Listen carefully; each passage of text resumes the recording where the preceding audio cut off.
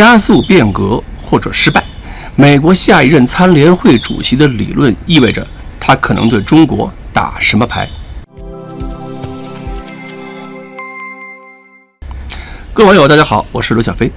根据美联社报道，美国总统拜登已经提名由空军上将、空军参谋长查尔斯·昆顿·布朗担任参联会的主席，接替今年10月份即将到期卸任的米利将军。布朗这个人呢，曾经长时间在太平洋地区服役，被认为对中国有比较深刻的了解，因此任命他担任参联会主席呢，就明显的带有了针对中国的战略针对性。那么我们也就很有必要去了解一下这位未来的参联会主席他的思维方式，看一看这个被认为很了解中国的人会对中国采取什么样的一个竞争战略。2022年，这位布朗曾经在他的《加速变革或失败》这本书中谈到过他的危机意识，认为美国空军呢面临的是两难选择，在有限的预算条件下，是应该着重开发新技术呢，还是为了维持战斗力继续采购现有机型呢？布朗跟美国空军的其他一些将领认为，中国一直在观察美国，并且在发展挑战美国的实力。那么近10年，中国的空中力量发展迅速，信息化水平、态势感知能力都大幅度提高了。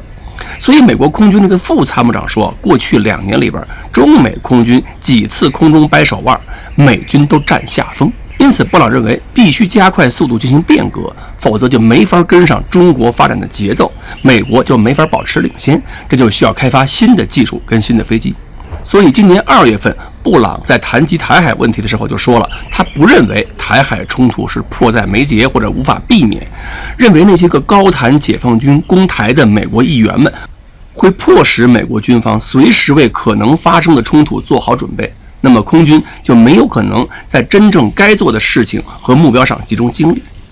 布朗的思路是不要在战斗机上投入过多的力量，而是要加强对全域联合作战能力的重视，加强空军的信息化、智能化水平，应该用先进作战管理系统把所有的作战平台连接起来，让决策人员掌握一切战场态势，以做出准确决策，提高全军的作战配合水平。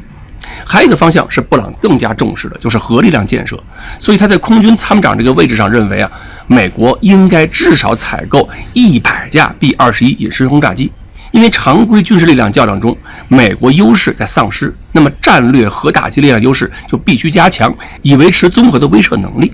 再有呢，布朗还希望推动利用数字工程、智能制造这些个技术，用于武器装备的设计、制造、测试、运行还有保养维护，贯穿装备的整个寿命周期，这样就可以提高后勤采购的效率，也能够保证装备的小批量、多批次连续性生产，还有快速迭代。